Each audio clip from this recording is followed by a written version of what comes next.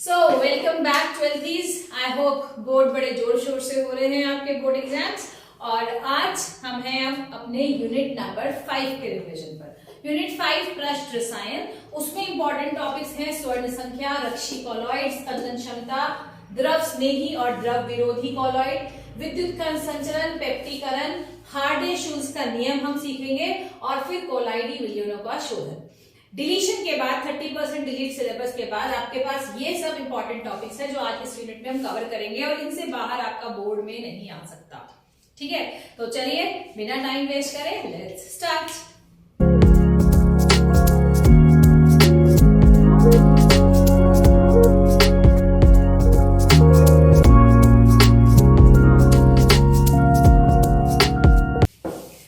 देखिए, चैप्टर को शुरू करने से पहले आपका, क्योंकि इसमें इंपॉर्टेंट वर्ड आपने देख लिया कोलॉइडी विलयन। कोलॉइडी विलयन पे आधारित बहुत सारे टॉपिक्स हैं कि विद्युत कण संचलन, पेप्टीकरण, कोलॉइडी विलयनों का शोधन। लगभग मान लीजिए कि पूरा यूनिट अब कोलॉइडी विलयन पे ही रह गया है।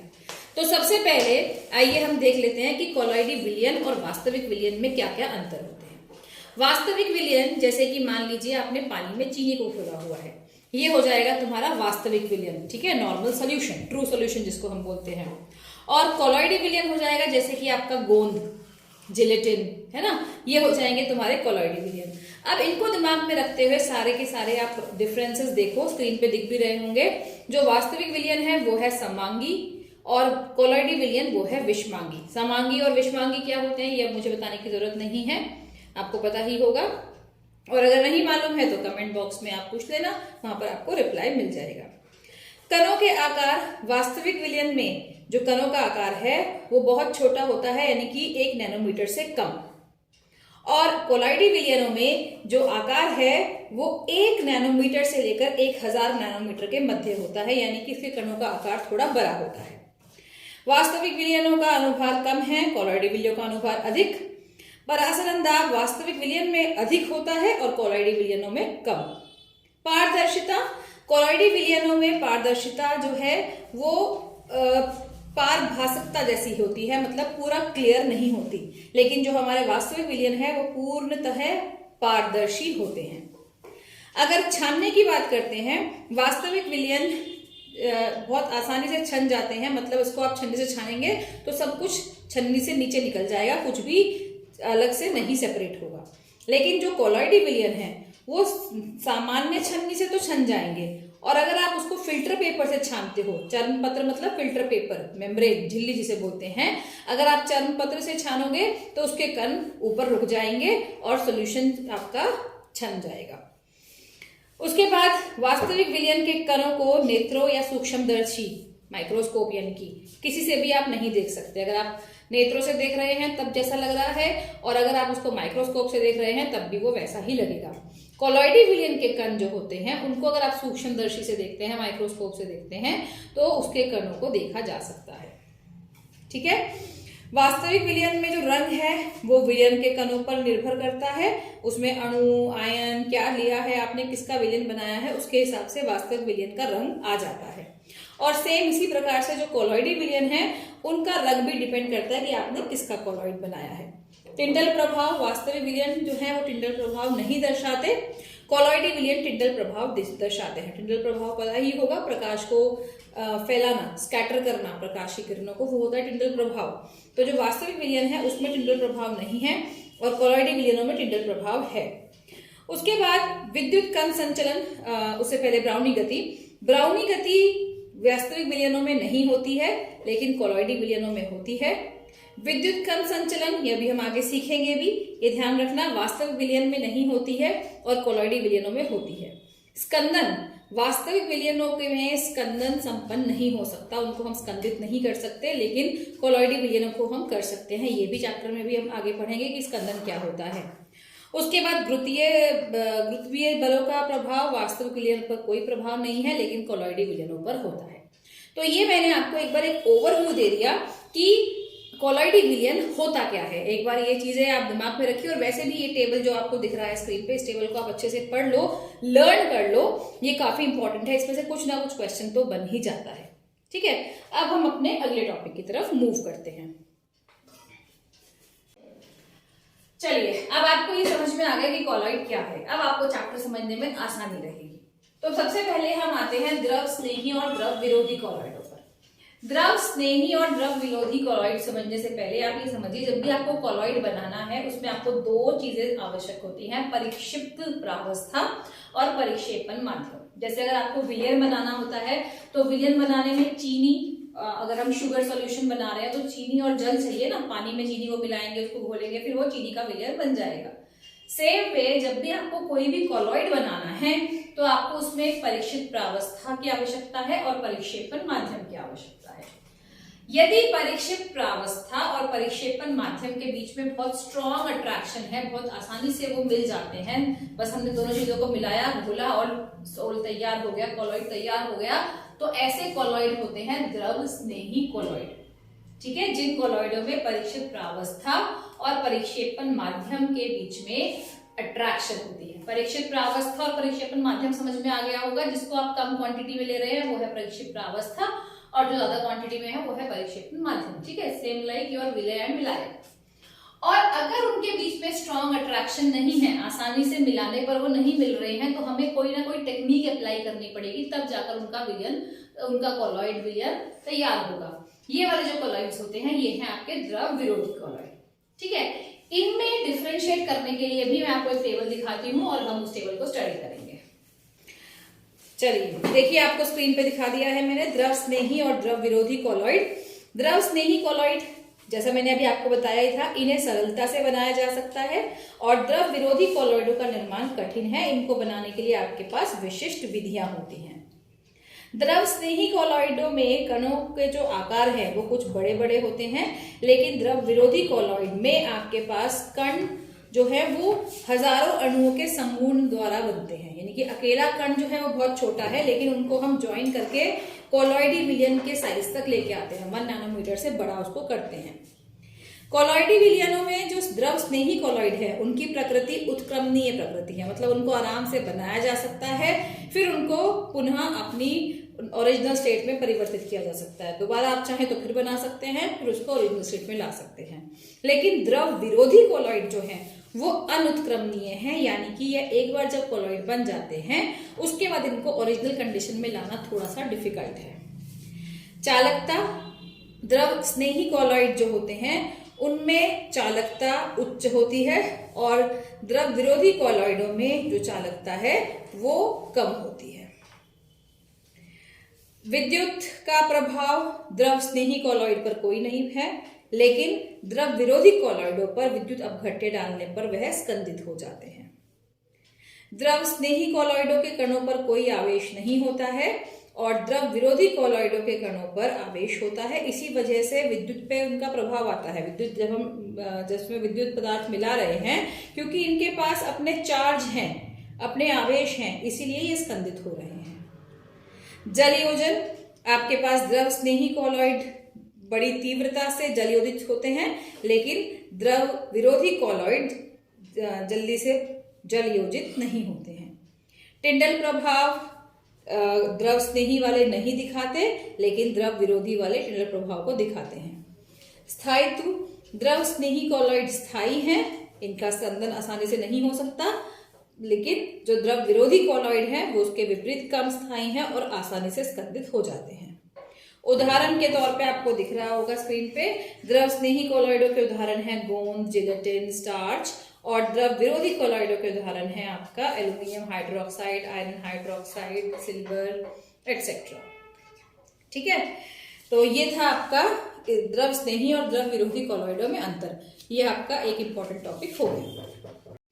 ओके, तो द्रव स्नेही और द्रव विरोधी कॉलॉइड के बाद नेक्स्ट टॉपिक हम आते हैं पेप्टीकरण पर।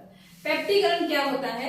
किसी फ्रेशली प्रिपेयर्ड अवक्षेप में से, फ्रेशली प्रिपेयर्ड अवक्षेप मतलब ताजे बने अवक्षेप में आप कोई भी एप्रोप्रिएट विद्युत अपघट्य पदार्थ मिलाते हैं। ठीक है, किसी ताजे बने अवक्षेप में विद्युत अपघट्य पदार्थ मिलाकर कॉलॉइडिक विलयन बनाने की विधि को हम कहते हैं पेप्टीकरण।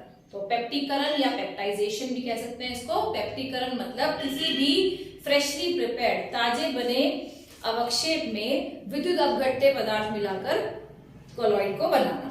अब इसमें आप कैसे करते हैं व्यक्तिकरण में? दो तरीके हैं, या तो आप अवक्षेप में विद्युत अपघट्य पदार्थ मिलाते हैं और या फिर अवक्षेप को धोकर भी हम विलयन प्राप्त कर सकते हैं, कोलॉइडी विलयन। पहला है विद्युत अपघट्य पदार्थ मिलाना। जैसे फॉर एग्जाम्पल आपके पास फेरिक हाइड्रोक्साइड, ठीक है, FeOH होल थ्राइस के अवक्षेप बनाए आपने, कोई भी प्रक्रिया हुई और उसमें उसके अवक्षेप बन गए। उस अवक्षेप में आप विद्युत अपघट्य जैसे कि FeCl3 फेरिक क्लोराइड मिला रहे हैं। फेरिक हाइड्रोक्साइड के अवक्षेप पर फेरिक क्लोराइड जब मिलाते हैं तो वो फेरिक हाइड्रोक्साइड का कोलॉइडी विलयन बन जाता है, ठीक है। सेकंड तरीका क्या है? अवक्षेप को धोकर, जैसे आपने बेरियम सल्फेट के अवक्षेप बना लिए। बेरियम सल्फेट के अवक्षेप को जब आप धोएंगे, कॉन्टिन्यूअस धोते जाइए और वॉश करने के बाद कुछ देर बाद आपको क्या लगेगा कि जो धूल के कण निकल के आ रहे हैं वो हमारे कोलॉइडी विलयन के जैसा ही निकल के आ रहा है। ये वाले जो तरीके होते हैं, ये दोनों तरीके आपके आते हैं व्यक्तिकरण में। अब आते हैं हम कोलॉइडी विलयनों के शोधन पर। शोधन का मतलब क्या है? आपने कोलॉइडी विलयन बना लिया और उसमें कुछ अशुद्धियां हैं, अशुद्धियों को अलग करना मतलब कोलॉइडी विलयनों का शोधन करना। इस कोलॉइडी विलयन के शोधन के लिए हमारे पास अलग अलग विधियां हैं, जैसे कि आपके पास है अपोहन, फिर विद्युत अपोहन, अति सूक्ष्म निस्कंदन और विद्युत निस्तारण, ठीक है। इनको हम एक एक करके डिस्कस करते हैं। सबसे पहले देखो अपोहन। कोलॉइडी विलयन में जो अशुद्धि है उसमें अशुद्धि के रूप में क्या है? क्रिस्टलीय पदार्थ। और इस क्रिस्टलीय पदार्थ को आप चरण पत्र द्वारा विसरण करके सेपरेट कर लेते हैं, तो ये विधि कहलाती है अपोहन। देखो डायग्राम में दिख भी रहा होगा, आपने इस अशुद्ध कोलॉइड को इस पैकेट में भर रखा है और इस पैकेट में जो झिल्ली है इस पैकेट की, वहां से आपके पास अशुद्धियां बाहर आ जाएंगी और कुछ समय के बाद आपके पास जो विलयन पीछे रह जाएगा वो आपका शुद्ध कोलॉइडी विलयन होगा, ठीक है। ये जो विधि है यहाँ पर आप जो सेपरेशन कर सकते हैं वो एग्जाम्पल फेरिक हाइड्रोक्साइड के सोल का इस विधि से आप बना सकते हैं। सेलुलोज एसीटेट की चरण पत्र लेंगे और उसमें अपना विलयन भर देंगे, अशुद्धियां सब बाहर आ जाएंगी। अब नेक्स्ट विद्युत अपोहन जो है वो अपोहन को ही जब आपने विद्युत के प्रभाव में किया, अपोहन की गति को तीव्र करने के लिए किया, तो वो बन गया विद्युत अपोहन, ठीक है। यहाँ पर विद्युत अपोहन में क्या होता है, आपने सेम उसी तरह से पैकेट में अपना कोलॉइडी विलयन लेना है और अशुद्धियां यहाँ से बाहर आएंगी, लेकिन आपने इस बाहर वाले मीडियम में देखिए इलेक्ट्रोड दे दिए। इलेक्ट्रोड पर आवेश होता है प्लस माइनस का, तो आपके पास जो अशुद्धि होगी, अशुद्धि पर इसका प्रभाव आएगा और प्रभाव आने के बाद वो थोड़ी तेजी से अशुद्धियों को बाहर निकाल लेगी। ये वाला जो अपोहन हो जाएगा ये है विद्युत अपोहन, ठीक है। अपोहन के प्रक्रम को तीव्र करने के लिए ये वाला प्रयोग किया जाता है मेथड, और इस केस में आपके पास जो अशुद्धियां होती हैं वो चार्ज्ड होती हैं। नेक्स्ट देखिए अति सूक्ष्म निस्यंदन। अति सूक्ष्म निस्यंदन का मतलब होता है, अति सूक्ष्म निस्यंदन का मतलब होता है फिल्ट्रेशन। जैसे आप नॉर्मली छन्नी से छानते हैं, वैसे ही अगर आप अल्ट्रा फिल्टर करते हैं किसी चीज को, अल्ट्रा फिल्ट्रेशन करते हैं, तो वो बन जाता है अति सूक्ष्म निस्यंदन, ठीक है। आपको इसके अंदर फिल्टर डबल ट्रिपल फिल्टर लगाने हैं और वो फिल्ट्रेशन हो जाएगी और आपकी अशुद्धियां फिर से सेपरेट हो जाएंगी। एंड लास्ट विधि आपको अगेन देखिए स्क्रीन पे दिख रही है, लास्ट विधि है तुम्हारी विद्युत निस्तारण। इस केस में अति सूक्ष्म अपकेंद्रण जिसको हम कहते हैं। इस विद्युत निस्तारण में क्या होता है, आपके पास कोलॉइडिक कण परिक्षेपण माध्यम के अणुओं की गति में भाग लेते हैं, ठीक है, और ये जिगजैग जो ब्राउनिंग गति जिसको हम कहते हैं वैसी तरह की मूवमेंट करते हैं। अब हमारे पास जो कोलॉइडी कण होते हैं ये तो यदि गति करते रहते हैं तो वो नीचे से नहीं बैठते, लेकिन जो अशुद्धियां होंगी वो नीचे बैठ जाती हैं। तो हमें इसी वाली टेक्निक का हेल्प लेना है और अशुद्धियों को सेपरेट कर देना है। ये है तुम्हारा विद्युत निस्तारण। ओके, अब ये आपका कोलॉइडी विलयन का शोधन भी कवर हो गया। अब नेक्स्ट आते हैं हम विद्युत कण संचलन, ठीक है। अगेन आपको मैं स्क्रीन पर डायग्राम दिखाती हूँ, देखिए विद्युत कण संचलन में क्या होता है, इसको हम इलेक्ट्रोफोरेसिस भी कहते हैं। विद्युत कण संचलन में हमारे पास जो कोलॉइडी कण हैं वो अवशेषित कण, आवेशित कण होते हैं। आवेशित कण का मतलब कि उसके ऊपर कुछ ना कुछ आवेश है। अब इसी वजह से जब आप उनको विद्युत क्षेत्र में रखेंगे तो इस पर उनका प्रभाव आएगा और अपनी विपरीत आवेश वाली इलेक्ट्रोड की तरफ वो अपनी गति करने लगते हैं। इस कोलॉइडी कणों की गति को हम बोलते हैं विद्युत कण संचलन।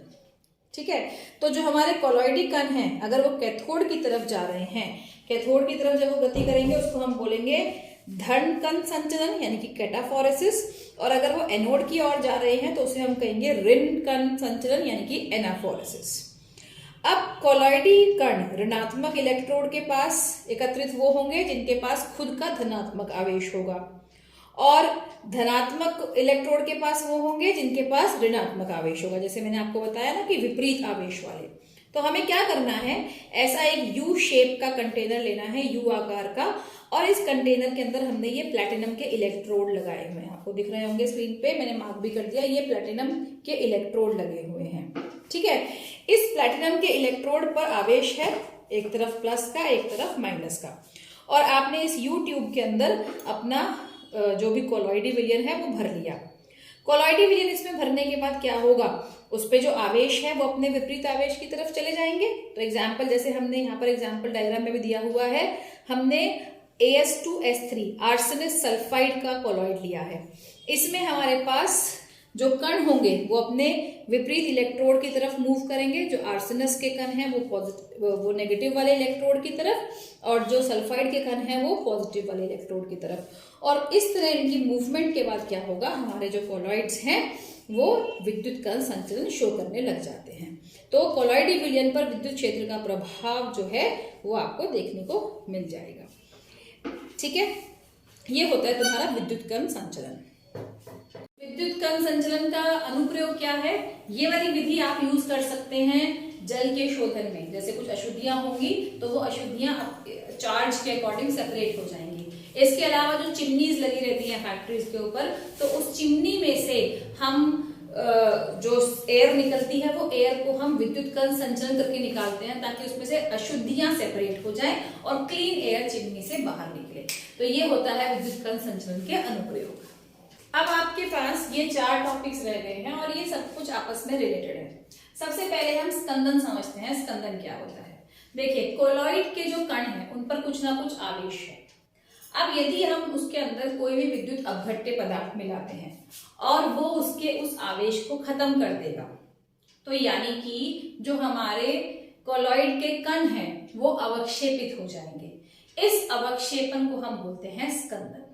ठीक है, यानी कि कोलॉइडी कणों के आवेश को खत्म करने से वो आपस में जुड़ जाते हैं, अवक्षेपित हो जाते हैं। इस प्रक्रिया को कहा जाता है स्कंदन।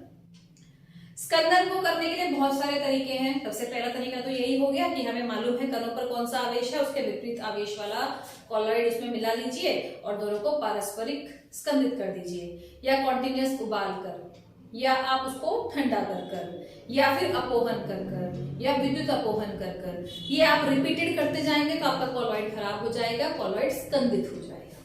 ठीक है, ये हो गया स्कंदन। अब स्कंदन क्षमता को समझाने के लिए आता है हार्डे-शूज नियम।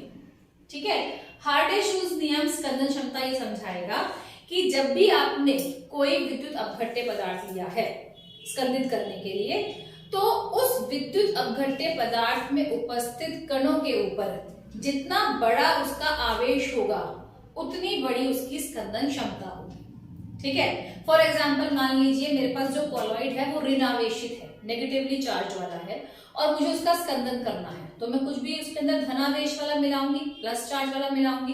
तो अब मेरे को प्लस चार्ज वाले 3 अवेलेबल ऑप्शंस हैं। एक एल्यूमिनियम 3 पॉजिटिव वाला केस है, एक है मेरे पास बेरियम 2 पॉजिटिव वाला केस, और एक है सोडियम सिंगल पॉजिटिव वाला केस। ठीक है, तो हार्डे-शूज नियम ये कहता है कि जिसका जितना बड़ा आवेश है उसकी उतनी अधिक स्कंदन क्षमता है। तो इन तीनों में आपकी जो स्कंदन क्षमता है वो इस सीक्वेंस में घटती जा रही है। यानी कि मेरे पास किसी भी ऋणावेशित कोलॉइड को स्कंदित करने के लिए सबसे अधिक सक्षम कौन सा होगा, एल्यूमिनियम 3 पॉजिटिव, यानी कि एल्यूमिनियम हाइड्रोक्साइड का सोल में उसमें मिला दूं तो आपके पास, या विद्युत अपघट्य एल्यूमिनियम क्लोराइड मिला दूं तो आपके पास स्कंदन सबसे ज्यादा तेजी से होगी। बेरियम क्लोराइड मिलाएंगे थोड़ा सा कम, और सोडियम क्लोराइड मिलाएंगे तो और कम। तो क्योंकि यहाँ पर +3 है, इधर +2 है, इधर +1 है, तो जितनी अधिक आपके पास आवेश होती है उतनी अधिक स्कंदन क्षमता होती है। ठीक ठीक है, ये मैंने प्लस वाले का केस लिया है, ऐसे ही आप माइनस वाला केस लेंगे तो PO4 3 नेगेटिव, फिर SO4 2 नेगेटिव और Cl सिंगल नेगेटिव, इसमें भी स्कंदन क्षमता इस वे में कम होती जा रही है। ठीक, तो ये तो हो गया हार्डे-शुल्ज़ नियम और स्कंदन क्षमता। अब नेक्स्ट आते हैं हम रक्षी कॉलॉइड पर। स्कंदित करना यानी कि उसको हमें कॉलॉइड को अवक्षेपित करना है। अगर कॉलॉइड को अवक्षेपन से बचाना है, अगर मान लीजिए हम अवक्षेपित नहीं भी कर रहे, तब भी क्या होता है, कॉलॉइड के ऊपर बहुत माइन्यूट सा गुरुत्वाकर्षण अप्लाई होता रहता है, धीरे धीरे धीरे करके उसके कण पास आते हैं और आपके वो कण अवक्षेपित हो जाते हैं। इसलिए जो भी द्रव विरोधी कॉलॉइड है, क्योंकि वो स्टेबल नहीं है, वो बहुत जल्दी स्कंदित हो जाएंगे, उनके स्कंदन को रोकने के लिए उसमें हम थोड़ा सा द्रव स्नेही कॉलॉइड पहले से ही मिला देते हैं।